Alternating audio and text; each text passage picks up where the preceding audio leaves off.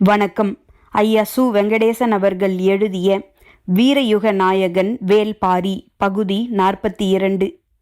எலிவால் முகட்டின் செங்குத்தான ஏற்றத்தில் விரைந்து கொண்டிருந்தன பாரியின் கால்கள். வேட்டை விலங்கின் காலடியைப் போல மண்ணில் கால்பாவாமல் விரைந்து கொண்டிருந்தன. எவ்வியூரில் புறப்பட்டதிலிருந்து கற்றுத்தருதலிலேயே கவனம் கொண்டிருந்தான் பாரி. மாணவர்கள் எவ்வளவு முயன்றும் அவனை வேகம் கொள்ளச் செய்ய முடியவில்லை. எரிவண்டை கொண்டு அவனது ஓட்டத்தை வேகப்படுத்தினான் முடிநாகன். கருங்கொண்டை வல்லூறு கொண்டு அதனை மட்டுப்படுத்தினான் பாரி. அதன்பின் அழுகுரற் பறவையின் குரல் கேட்டு ஏதோ ஆபத்து என உணர்ந்தான். ஆனால் இப்பொழுதோ அந்த ஆபத்து என்னவென்று கண்ணெதிரே பார்த்துவிட்டான். தேக்கன் அடித்து தூக்கி வீசப்பட்டதை பார்த்த கணத்தை இப்பொழுது வரை நம்ப முடியவில்லை. அவர்களின் தாக்குதல் வேகத்தில் மாணவர்கள் காற்றில் பறந்தார்கள். பெருங்கூடைகளில் தெய்வ வாக்கு விலங்கை அள்ளிக்கொண்டு பரம்பின் காடுகளுக்குள் யாரோ ஓடிக்கொண்டிருக்கிறார்கள். கண் பார்ப்பதை நம்ப முடியாத கணத்தில் கால்களின் வேகம் கட்டுக்கடங்காமல் இருந்தது. அடர் காட்டுக்குள் மனித குரல் கேட்ட பொழுது பாரியின் ஐயம் தீர்ந்தது. இரத்தச் சிலந்தி இருக்கும் இக்காட்டுக்குள் தேக்கன் மட்டுமல்ல, பரம்பு மக்கள் யாரும் போக மாட்டார்கள். அதற்குள் மனித குரல் கேட்கிறது என்றால் வெளியில் இருந்து எவனோ உள்ளே நுழைந்திருக்கிறான். வந்தவன் ஒருவனாக இருந்தால் தேக்கன் நம்மை அழைத்து வர மாணவர்களை அனுப்பியிருக்க மாட்டான். அவர்கள் பல பேராக இருக்க வேண்டும் என்று நினைத்து கொண்டே குத்துக்கல் புடவை நோக்கி ஓடினான் பாரி. கருஞ்சுரைக்காயை எடுத்த பின் ஆதிமலையின் முகட்டை அடைந்தான் தேக்கன். அடற்காட்டுக்குள் மாட்டியிருக்கும் எதிரிகள் எப்படியும் இத்திசையில்தான் வெளியேற வேண்டும். வெளியேறிய கணத்தில் மாணவர்கள் அவர்களின் முகம் பார்த்து கவன் எறிய வேண்டும் என்று சொல்லி ஈட்டியை இறுக பிடித்து ஆயத்தமாக இருந்தான். ஆனால் தேக்கனின் அதிர்ச்சி அவர்கள் வெளிவந்த கணத்திலேயே தொடங்கியது. ஒருவனை தவிர மற்ற நால்வரும் காட்டை விட்டு வெளியே வந்தனர். இரத்தச் சிலந்திகள் இருக்கும் காட்டை எப்படி இவர்கள் கடந்தனர் என்ற அதிர்ச்சி தேக்கனை சற்றே தாமதிக்க வைத்தது. காட்டை விட்டு வெளியேறிய கணத்தில் தாக்குதலை சந்திக்க வேண்டியிருக்கும் என்ற எதிர்பார்ப்போடு வந்த காலம்பன் தேக்கன் ஈட்டி எறியும் முன் தனது வலைத்தடியை சுழற்றினான். கண்ணிமைக்கும் நேரத்தில் அது தேக்கனின் கழுத்துக்கு வந்தது. கவனமாய் அதனை தட்டிவிட்டு விலகினான். திசைக்கு ஒன்றாய் நின்ற மாணவர்கள் கவன் வீசத் தொடங்கிய அந்த காட்சிதான் தொலைவில் ஓடி வந்து கொண்டிருந்த பாரியின் பார்வையில் முதலில் பட்டது. அவர்கள் தேக்கனை தாக்கிய வேகத்தையும் மாணவர்களை சுழற்றி வீசியதையும் பார்த்தபடியே வெறிகொண்டு ஓடி வந்தான் பாரி. மலைச்சரிவில் பாறைகள் உருண்டன. மடுவன் வீசிய கவனிலிருந்து பறந்த கருஞ்சுரைக்காய் ஒருவனின் முகத்தில் அடித்து தெரித்த கணத்தில்தான் அந்த இடத்தை அவர்கள் சூறையாடினார்கள். அடிபட்டவன் முகத்தை மூடியபடி கதறிக்கொண்டு பாறையில் மோதி மண்ணில் உருண்டான். பரம்பு நாட்டின் ஆசான், பகரியை வேட்டையாடிய பெரு வீரன், எத்தனையோ மாணவர்களை காடறிய அழைத்துச் சென்று மாவீரர்களாக உருவாக்கியவன், தனி ஒருவனாக எவ்விலங்கினையும் வீழ்த்தும் ஆற்றல் கொண்ட தேக்கன் தனது முழு ஆற்றலையும் திரட்டி மோதினான். ஆனால் அவனது ஆற்றல் முழுவதும் தற்காத்து கொள்ளவே போதுமானதாக இருந்தது. சூழப்பட்ட எதிரிகளின் வலிமை ஒப்பிட முடியாததாக இருந்தது. அவர்களின் தாக்குதலை உள்வாங்கியபடி மனம் அவர்களின் திறனை கணித்து கொண்டிருந்தது. ஆனால் உடலோ தூக்கி வீசப்பட்டு கொண்டிருந்தது. பாரி இடம் வந்து சேர்ந்த பொழுது எல்லாம் முடிந்திருந்தது. கருவிழி ஒழுகி துடித்து கதறி கொண்டிருந்த ஒருவனின் முதுகில் இருந்த பெருங்கூடையை அறுத்து எடுத்தனர் மாணவர்கள். தேவவாக்கு விலங்கின் அடங்காத கத்தலும் தூக்கி வீசப்பட்ட மாணவர்களின் வேதனை குரலும் கருவிழி கலங்கியவனின் கதறலும் எங்கும் எதிரொலித்து கொண்டிருந்தன. ஆதிமலையின் முகட்டை கடந்த அவர்கள் சிறிது தொலைவு போவதற்குள் முகட்டின் பின்புறச் சுனையில் பதுங்கியிருந்த 7 பேர் அவர்களுடன் இணைந்து கொண்டனர். அவர்களின் ஓட்டம் மர இடுக்குகளுக்குள் மறைந்தது. தாக்குதல் முடிந்ததும் வந்து சேர்ந்த பாரி கன நேரமும் தாமதிக்காமல் துடித்து கிளம்பினான். கிளம்பிய வேகத்தில் அவனை இறுக பற்றி நிறுத்த முயன்றான் தேக்கன். தேக்கனின் செயலுக்கான காரணம் புரியாமல் பாரி திகைத்த பொழுது தேக்கனின் வாய் முணுமுணுத்தது. அவர்கள் பலர் நீ ஒருவனாக போக வேண்டாம். தேக்கனின் சொல் பாரியை நிலைகுலையச் செய்தது. பரம்பின் ஆசானா இப்படி பேசுவது? நான் ஒருவனா? இது எனது காடு. மரமும் செடியும் கொடியும் விலங்கும் இருக்கிற இக்காட்டில் நான் எப்படி தனியனாவேன்? பிடித்த கையை உதறி தள்ளிய பாரியின் ஆவேசம் பார்க்க முடியாத பெருஞ்சினங் கொண்டிருந்தது. ஓடினான் பாரி. காடதிர காற்றதிர கண்ணில் வெறிகொண்டு ஓடினான். பரம்பு நாட்டின் தேவவாக்கு விலங்கை தூக்கிக் கொண்டு ஆதிமலையை ஒரு கூட்டம் கடந்துவிட்டதென்ற உண்மையை கொன்று புதைக்க ஓடினான். எவ்விலங்கின் ஓட்டத்தையும் விஞ்சக்கூடியவன் வேல்பாரி. காட்டின் எத்தரையிலும் முழு வேகத்தோடு ஓடக்கூடிய விலங்கு எதுவும் இல்லை. ஒவ்வொரு விலங்குக்கும் ஓட்டம் உச்சங்கொள்ளும் இடமும் உண்டு, ஊனங்கொள்ளும் இடமும் உண்டு. எவ்வளவு வேகமாக பாய்ந்து வந்தாலும் கமரிப்புல் இருக்கும் காட்டில் வரிப்புலி காலடி எடுத்து வைக்காது. முக்கொற்றி கோரை முளைத்து கிடக்கும் தரையில் வேங்கை புலி கால் பதிக்காது. முசுறுப்புல் காட்டில் பாம்பு நகராது. வாட்கோரைக்குள் மான் ஓடாது. ஒவ்வொரு விலங்கின் ஓட்டத்துக்கும் நகர்வுக்குமான அடிப்படை முளைத்து கிடக்கும் செடி கொடிகளிலும் இருக்கிறது. பரம்பின் எந்த நிலத்திலும் எந்த புதரிலும் எந்த காட்டிலும் வேகம் குறையாமல் ஓடக்கூடியவன் வேல்பாரி. அவனது பாதத்தின் அகலமும் தோள்களின் வலிமையும் இணையற்றவை. பிடரிமயிர் சிலிர்க்க ஓடும் பாரியின் ஓட்டத்தை மரித்து நிற்கும் உயிர் எதுவும் பரம்பு காட்டுக்குள் இதுவரை இல்லை. ஓடிக்கொண்டிருந்த எதிரிகள் எதிர் திசை காட்டை நோக்கி ஓடாமல் வலப்புறச் சரிவை நோக்கி இறங்கத் தொடங்கினர். யாராவது பின்தொடர்ந்து வந்தால் அவர்களை திசை மாற்றவே இத்தந்திரத்தை செய்தனர். அவர்கள் தங்களின் வழியை மாற்றிவிட்டனர் என்பதை சிறிது நேரத்திலே கண்டறிந்தான் பாரி. சிவப்பு மூக்கு ஆக்காட்டி வலப்புற ஓடையின் பக்கம் நெடுநேரம் குரல் கொடுத்து கொண்டிருந்தது. அவர்கள் அப்பக்கம் திரும்புவார்கள் என யாரும் எதிர்பார்க்க முடியாது. அத்திசை நோக்கி படுவேகமாக பாரி இறங்கினான். எலிவால் முகட்டில் மோதல் நடந்த பொழுது 3 பேராக இருந்தவர்கள் இப்பொழுது எப்படி எண்ணற்றவர்களாக மாறினர்? முகட்டின் கீழ் திசையில் ஏன் மறைந்திருக்க வேண்டும்? அப்படியென்றால் இன்னும் எத்தனை பேர் மறைந்துள்ளனர்? மனதில் வினாக்கள் அடுத்தடுத்து எழுந்து கொண்டிருந்த பொழுது அதற்கான விடையை கண்டறியும் முன்னே அடுத்த வினா எழுந்து வந்தது. எலிவால் முகட்டை கடந்து கீழ்ப்புறம் இறங்கியவர்கள் அதற்குள் எப்படி முகட்டின் அடிவார ஓடையை அடைந்தார்கள்? தேக்கனிடம் சில சொற்களை பேச மட்டுமே நான் நேரஞ்செலவிட்டேன். ஆனால் அவர்கள் அதற்குள் ஓடைக்கு போய்விட்டார்கள் என்றால் அவர்களின் வேகம் நினைத்து பார்க்க முடியாதபடி இருக்கிறது. தேக்கனும் மாணவர்களும் இணைந்து தாக்குதல் தொடுத்த பின் வேகத்தை இன்னும் கூட்டியுள்ளனர். என்ன கூட்டினாலும் என்ன, அவர்கள் பரம்பின் காட்டுக்குள் தானே ஓடிக்கொண்டிருக்கின்றனர். பாரியின் மனம் எதிரிகளை புரிந்து கொள்ளவும் அவர்களின் வேகத்தை கணிக்கவும் தனது தாக்குதலுக்கான முறையை உருவாக்கவும் முயன்று கொண்டிருந்த பொழுது அவனது கால்கள் ஏறக்குறைய பறந்து கொண்டிருந்தன. கீழ்திசை ஓடையை அவன் அடைந்தான். காட்டோடையில் நீர் பெருகி ஓடியது. ஓட்டத்தின் வேகம் முழுமையாக அருந்தது. ஓடையை நீந்தி கடந்தான். அவர்கள் வெகு நேரத்துக்கு முன்னமே ஓடையின் மறுகரைக்கு போய்விட்டனர். அது அடர் மரங்களற்ற காடு. புல்மேவிய 2 குன்றுகளை கொண்டது. ஓடுவதற்கு ஏற்ற நிலவாகு. பாரி கரையேறும் முன்னே அவர்கள் கண் பார்வையிலிருந்து மறைந்துவிட்டனர். எதிரிகளின் ஆற்றல் ஓட்டத்தில் இருக்கிறது. அடர்ந்த மரங்களுக்கிடையிலே இவ்வளவு வேகமாக ஓடக்கூடியவர்கள் புதர்களற்ற நிலப்பரப்பில் இன்னும் விரைவு கொள்வர். அதுவும் தங்களை பரம்பினர் கண்டறிந்து விட்டனர் என்பதனால் கட்டுக்கடங்காத வேகங்கொள்வர். அதனை தடுக்க என்ன வழி என்று சிந்தித்தபடியே கரையில் அடர்ந்து கிடக்கும் காட்டு மரங்களுக்கிடையே புகுந்து வெளியேறினான். வெளியேறிய இடத்தில் முடிச்சிட்டு கிடந்த பெருவேர்களை தாவி கடந்த பொழுது அவன் கண்ணீர் பட்டதொரு செடி. சட்டென ஓட்டத்தை நிறுத்தி பெருமுடிச்சுகளை நோக்கி திரும்பினான். மரவேர்களின் கீழ்ப்பக்கம் முளைத்து கிடந்ததை பார்த்ததும் மனதின் ஆழத்துக்குள் இருந்து சிறு மகிழ்ச்சி மேலேறி வரத் தொடங்கியது. மரவேர்களின் இடப்புறம் அணுவல்லி பூண்டு விளைந்து கிடந்தது. சற்றே நின்று மூச்சு வாங்கினான். அதன் இலைகளை எடுத்து உண்போமா வேண்டாமா என முடிவெடுக்க சிறிது தயங்கினான். அணுவல்லி பூண்டின் இலை மனிதனை மூர்க்கம் கொள்ள வைக்கும். இரத்த ஓட்டத்தை கூட்டி வெறியேற்றும். உடலுக்குள் இருக்கும் ஆற்றலின் விசையை பெருந்தீயென கிளர்த்திவிடும். அவனது சிந்தனை என்னவாக இருக்கிறதோ அதனை நோக்கி பெருவேகத்தில் உடலை ஏவும். எனவே அதனை உட்கொள்வதில் மிக கவனம் தேவை. ஏற்கனவே உடலெங்கும் வெறி கூடி கிடந்த பாரி சற்றே சிந்தித்து ஒரு சில இலைகளை வாயில் போட்டுக்கொள்வோம் என நினைத்து அதன் ஒரு தண்டினை இழுத்தான். மொத்த செடியும் கையோடு வந்தது. எண்ணத்தின் வேகம் அப்படி இருக்கிறது என்பதை உணர முடிந்தது. ஓரிரு இலைகளை மட்டும் பறித்து வாயிற்போட முனைந்தான். அப்பொழுது அருகில் இருந்த பாறையின் பின்புறம் மூச்சிறைக்கும் சிற்றோசை கேட்டது.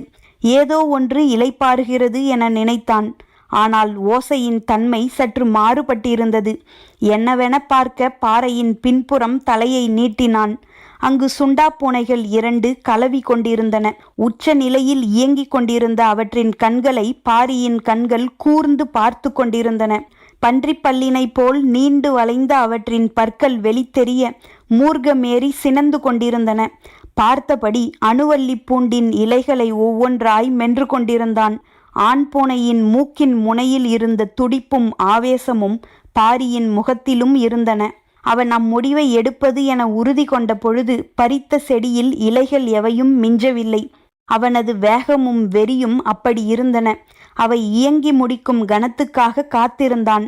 அவை தமது பணியை முடித்துவிட்டன என்று அவன் முடிவு செய்த கணம் வலது கால் அருகிருந்த கல்லை எத்திவிட்டது. அந்த கல் கீழிருந்த பெண் பூனையின் முன்னெற்றியில் பட்டு தெரித்தது.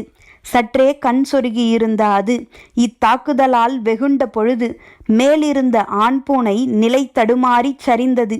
2 கண்களுக்கும் முன்னால் பாரி. கலவி முடிந்ததும் உருவாகும் தீரா பசியோடு சீண்டிவிடப்பட்ட சினமும் சேர்ந்தது.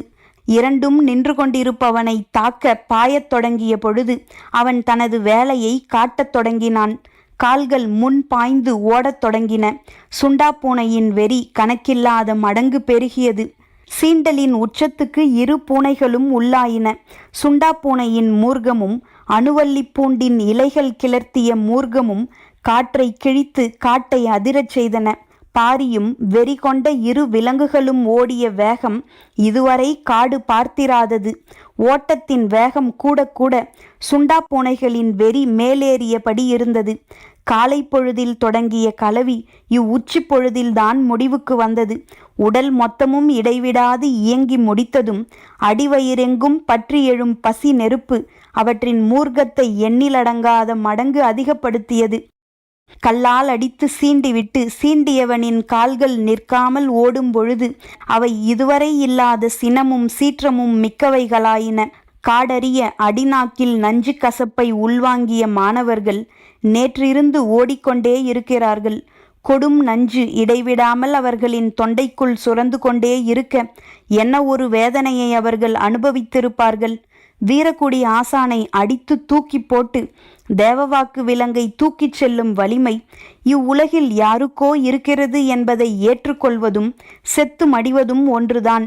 பரம்பு நாட்டின் அடையாளத்தை எடுத்துச் செல்லும் இவர்களின் உயிர் இன்னும் பரம்பின் எல்லைக்குள் தான் இருக்கிறது என்பதை சகித்து கொள்ள முடியாத கோபமும் வெறியும் பாரியை கட்டுக்கடங்காத ஆவேசம் கொள்ளச் செய்தன. ஓட்டத்தின் வேகத்தை சரிந்து கிடக்கும் நிலமும் படர்ந்து கிடக்கும் செடி கொடிகளும் முடிவு செய்கின்றன. சுண்டா பூனைகளின் முதுகெலும்பு வில்லை போல வளைந்து நீள 4 கார் பாய்ச்சலில் ஓடி வந்து கொண்டிருந்த பொழுதும் அவற்றால் நெருங்க முடியாத வேகம் கொண்டு பாரி ஓடுவதற்கு காரணம் கண்ணுக்கு முன்னால் ஓடும் எதிரிகளும் கண் தெரியாத வெறியை உருவாக்கிய அணுவல்லி பூண்டுமே. விலங்குகள் தங்களின் இரை நழுவிப்போகும் காலம் நீளுகையில் இயல்பிலே பல மடங்கு ஆவேசத்தை அடைகின்றன. சுண்டா பூனைகள் இவ்வளவு வேகம் கொள்வதற்கு அதுதான் காரணம். பாரி அவற்றை விட வேகமெடுத்து ஓடிக்கொண்டிருப்பதற்கும் அதுதான் காரணம். இப்பொழுது அவனது மனமும் செயலும் விலங்கினும் கொடுஞ்சினம் கொண்டிருந்தன. அதையும் கடந்து ஒருவேளை சுண்டா பூனைகள் அவன் மீது பாயுமேயானால் இடுப்பில் இருக்கும் 2 கத்திகளும் அவற்றின் கீழ்த்தொண்டையில் இறங்க ஆயத்தமாக இருந்தன. ஆனால் பாரி அதனை செய்யப்போவதில்லை. ஏனென்றால் விரட்டி வரும் 2ம் அவனுடைய இரையல்ல, ஆயுதங்கள். காமத்தில் ஏறிய வேகம் குறையாமல் அவற்றை இழுத்து வந்து கொண்டிருப்பதற்கு காரணம் அதே வேகத்தோடு வேட்டையில் இறக்குவதற்காகத்தான். சுருள்வால் கொண்ட சுண்டாப்பூனையின் பன்றிப் பற்களும் நீள் வளைவு நகங்களும் பரம்பின் தரப்புக்காக களம் இறங்கப் போகின்றன. தீராத காமம் தீரும் பொழுது கிடைக்க வேண்டிய உணவுக்கான விருந்துக்கு அழைத்துச் சென்றான் வேல்பாரி. இதோ விருந்து மிக அருகில் வந்துவிட்டது. அவன் அழைத்து வரும் விருந்தாளிகள் அதனை விட அருகில் வந்துவிட்டன. முன்னால் ஓடிக்கொண்டிருப்பது வேட்டை உணவு, பின்னால் வந்து கொண்டிருப்பன வேட்டை விலங்குகள். இரண்டுக்கும் இடையில் விட்டு விலகும் சரியான கணத்தை முன்வைத்த கால்விரல்கள் தீர்மானித்தன.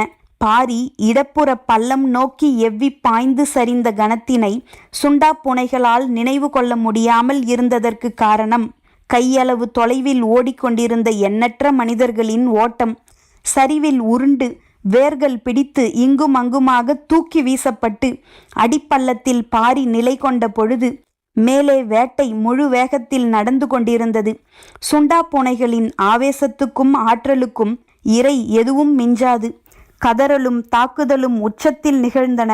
எதிரிகள் என்னவென்றே கணிக்க முடியாத பொழுது நிகழ்ந்த தாக்குதல் இது. ஓசைகள் காற்றை கிழித்து கொண்டிருந்தன. உயிர் போகும் கதறலும் ஆவேசங்கொண்ட கூக்குரலும் எங்கும் எதிரொலித்தன. எத்தகைய ஆயுதத்தை கொண்டு தாக்கினாலும் இவ்வளவு வலிமை கொண்ட எதிரிகளின் கூட்டத்தை தனியொருவன் அழிப்பது எளிதன்று. பாரி இக்கூட்டத்தை அழிக்க காட்டின் வலிமை மிகுந்த ஆயுதத்தை ஏவியுள்ளான். எந்த ஒரு எதிரியாலும் நினைத்து பார்க்க முடியாத தாக்குதலாக இது இருக்கப் போகிறது. சுண்டா பூனையின் முன் வளைந்த பன்றிப்பல்லும் முனை நீண்ட அதன் கால் நகங்களும் ஓடிக்கொண்டிருப்பவர்களின் மேலே ஒரு முறை பட்டார் போதும். அதன் பின் அவன் கொட்டும் குருதிக்கு அளவேதும் இருக்காது. அதுவும் பழக்கப்படுத்தவே முடியாத காட்டு விலங்குகளை வைத்து நிகழ்த்தும் தாக்குதலை எதிர்கொண்டு மீள்வது எளிதல்ல. வேட்டை நாயை தவிர வேறு எவ்விலங்கையும் மனிதனை நோக்கி ஏவ முடியாது. அதுவும் இப்பயங்கர விலங்கை எப்படி ஏவினார்கள் என்ற திகைப்பு அடங்கும் முன் அவர்களின் உயிர் மூச்சு அடங்கியிருக்கும். பாறையின் மேற்புறத்தில் கேட்டுக்கொண்டிருந்த பேரோசை கொஞ்சம் கொஞ்சமாக குறையத் தொடங்கியது. வேட்டை முடிவுக்கு வந்ததை எழும் ஓசைகள் சொல்லின. பாரி மேலேறி வர முடிவெடுத்தான். குருதி மிதக்கும் குளம் போல இருக்கும் அந்த இடத்தை காண திண்டுகளையும் வேர்களையும் பிடித்து மேலேறி வந்தான். ஒரு போர்க்களத்தின் உள்ளங்கையை போல் அவ்விடம் இருந்தது. இங்கும் அங்குமாக பலரும் சிதறி கிடந்தனர். அருகில் குடல் சரிந்து ஒரு சுண்டா பூனை கிடந்தது. இன்னொன்று தப்பியோடி இருக்க வேண்டும். ஒரு கூடையை கடித்து இழுத்துள்ளதால் அதிலிருந்த தேவவாக்கு விலங்குகள் வெளியில் சிதறி இருக்கின்றன. அவற்றை தப்பியோடிய பூனை விழுங்கி முடித்திருக்க வேண்டும். குருதி களம்பிட்டு பார்வையை நகர்த்தி அடுத்த குன்றை பார்த்தான் பாரி. தப்பித்த மூவர் சற்று தொலைவில் நடுமலையின் விளிம்பை நோக்கி ஓடிக்கொண்டிருந்தார்கள். மூவரின் தோள்களிலும் கூடைகள் இருந்தன. ஆவேசங்கொண்ட சுண்டா பூனைகளின் தாக்குதலையும் மிஞ்சி ஓடும் மூவரை பாரியின் கண்கள் வியப்புற்று பார்த்தன. 7 பேரை பலி கொடுத்தாலும் தூக்கிய 3 கூடைகளை விட்டுவிடாமல் அவர்கள் ஓடிக்கொண்டிருக்கின்றனர். பாரி மீண்டும் ஓடத் தொடங்கினான். எதிரிகளின் ஆற்றல் நம்ப முடியாதபடி இருந்தது. இவ்வளவு தாக்குதலுக்கு பின்பும் அவர்களின் வேகம் குறையாமல் இருந்ததை அவனது கண்கள் கணித்து கொண்டிருந்தன. உடன் வந்தவர்களில் பெரும்பான்மையோரின் மரணம் அவர்களின் வேகத்தை சிறிதும் தளர்த்தவில்லை. அவர்களின் உடலும் மனமும் எதனையும் பொருட்படுத்தாத வேகம் கொண்டிருக்கின்றன என்று அவனுக்கு தோன்றியது. மீண்டும் அவன் ஓடத் தொடங்கினான். நடுமலையின் உச்சிக்கு வந்தான். அவன் கண்ணுக்கு முன்னால் தேவவாக்கு விலங்கை எடுத்துக்கொண்டு மூவர் நடுமலையின் முகட்டை கடந்திருந்தனர். அவர்கள் கீழிறங்கிய இடம் மனிதனால் சற்றும் நகர முடியாத பெரும் மலை பள்ளத்தாக்கு. இதில் மிக மிக கவனமாகவே கால்களை நகர்த்த முடியும். வேர்களையும் பாறை இடுக்குகளையும் பிடித்தபடியே இறங்க வேண்டும். இப்பகுதி முழுவதும் இப்படித்தான். பொழுது மங்கத் தொடங்கிய நேரம். அவர்கள் பாறைகளின் இண்டு இடுக்குகளின் வழியே கவனமாக இறங்கிக் கொண்டிருந்தனர். பொருத்தமான இடத்தில் நின்று அவர்களை கவனிக்கத் தொடங்கினான். இப்பொழுது அவர்கள் 3 பேராக இல்லை. நிறைய தலைகள் தெரிந்தன. பாறையின் இடுக்குகளில் காத்திருந்தவர்கள் மீண்டும் இணைந்துவிட்டனர் என்பது புரிந்தது. மூச்சிறைத்தபடி பார்த்து கொண்டிருந்தான். கண்களுக்கு முன்னால் வேட்டை தப்பித்து போய்க் கொண்டிருந்தது. சுண்டா பூனைகளை வீழ்த்திவிட்டு தப்பிப்போகும் மனிதர்களை அவனது கண்கள் முதன்முறையாக பார்த்தன. தாவி குதித்து அவர்களை விரட்டிச் செல்ல உடல் துடித்த பொழுது மனம் சூழலை புரிந்து கொள்ள போராடியது. அடங்காத ஆவேசத்தோடு சற்றே பின்னால் திரும்பினான். ஆதிமலையின் எலிவால் முகட்டிற்கு நேரே சென்றி புகை மேலெழுந்து உச்சி வரை போய்க் கொண்டிருந்தது. பரம்பின் ஆசான் உதவி கேட்டு புகை போட்டிருக்கிறான் என்பது புரிந்தது. ஆசான் புகை போட்டு நீண்ட நேரம் ஆகியுள்ளது. எதிர் திசையில் ஓடிக்கொண்டிருந்ததால் பாரியின் கண்களுக்கு அது தெரியவில்லை. இப்பொழுதுதான் பார்த்தான். பாரி அவர்களை விரட்டத் தொடங்கிய உடனே சென்றிப்புகை போட்டுவிட்டான் தேக்கன். ஆதிமலையின் 2வது 3வது குன்று பகுதிகளில் பெரும் பரப்பளவில் ஊர்களே கிடையாது. இரத்தச் சிலந்தி காடாதலால் மனிதர்களும் வேட்டைக்கோ மற்றவைகளுக்கோ இப்பக்கம் வரமாட்டார்கள். எனவே புகை பார்த்து வருவதாக இருந்தால் மிக தொலைவில் இருந்துதான் வரவேண்டும். ஆனால் மழைக்காலமாதலால் மேகங்கள் கீழிறங்காமல் இருந்தால்தான் புகை உச்சிக்கு போனாலும் மனிதர்களால் கண்டறிந்து வர முடியும். தேக்கன் புகை போட்டு பாதி நாள் கடக்கப் போகிறது. யாரும் வரவில்லை. கடுமையான தாக்குதலுக்கு உள்ளானதால் மாணவர்கள் கொடும் வேதனையில் இருந்தார்கள். பொழுது மறைய சிறிது நேரமே இருந்தது. அடுத்து என்ன செய்யலாம் என்பதை புகை பார்த்து வருகிற ஆளை வைத்துத்தான் முடிவு செய்ய வேண்டும். 2-3 திட்டங்களோடு தேக்கன் காத்திருந்தான். மடுவன் தொலைவில் கை நீட்டி காண்பித்தான். யாரோ வருவது தெரிந்தது. தேக்கன் உற்று பார்த்தான். வந்து நின்றது வேட்டூர் பழையனும் 2 வீரர்களும். ஆதிமலையின் புலிவால் குகையில் தங்கியவன் காலை நேரங்கழித்து புறப்பட்டிருக்கிறான். 2ஆம் குன்று தாண்டும் பொழுது பார்த்திருக்கிறான். இரத்தச் சிலந்தி காட்டுப்பகுதியில் இருந்து சென்றிப்புகை ஏற்றப்பட்டுள்ளது. மிக தொலைவில் புகை எழுந்துள்ளது. ஆனால் இப்பகுதி காட்டுக்குள் வேறு யாரும் இருக்கப் போவதில்லை. எனவே உதவிக்கு நாம் தான் இங்கிருந்து போக வேண்டும் என்று நினைத்து வீரர்களோடு நாள் முழுவதும் நடந்து வந்து சேர்ந்தான். வேட்டூர் பழையனுக்கு நடந்ததை தேக்கன் விளக்கினான். தாக்குதலுக்கு உள்ளான மாணவர்கள் வலியாலும் கசப்பின் கொடுமை தாங்காமலும் துடித்து கிடந்தார்கள். கருவிழி உருகி வழிந்தவன் உருண்டு பெரும் பள்ளத்தில் விழுந்ததில் மயக்க நிலையை அடைந்தான். வேட்டூர் பழையனுக்கு பார்க்கும் காட்சி, கேட்கும் கதை எதையும் நம்ப முடியாமல் இருந்தது. தேக்கன் விழுந்து உருண்டதில் இடுப்பின் பின்பகுதியில் பெரும் ஈக்கி குத்தி உள் சொருகி இருந்தது. ஈக்கியை எடுத்துவிடச் சொன்னான். பழையன் கவனமாக அதனை பிடித்து வெளியே இழுத்தான். ஆவென கத்திய தேக்கனின் குரல் துண்டிக்கப்பட்டதைப் போல பாதியில் ஒலியற்று நின்றது. அவனது கண்கள் எதிரில் பார்த்த காட்சியே அதற்கு காரணம். எதிரில் நடுமலையின் உச்சியில் சென்றிப்புகை மேலேறி கொண்டிருந்தது. தேக்கனின் கண்கள் அகலத் திறந்தபடி இருந்தன. மேலெழும் புகை பார்த்து வாய் மட்டும் முணுமுணுத்தது. அது பாரி. ஒரே நாளில் பரம்பின் ஆசானும் பரம்பின் தலைவனும் சென்றிப்புகை போடும் நாளும் வந்தது. பரம்பின் குரல் ஒலிக்கும்.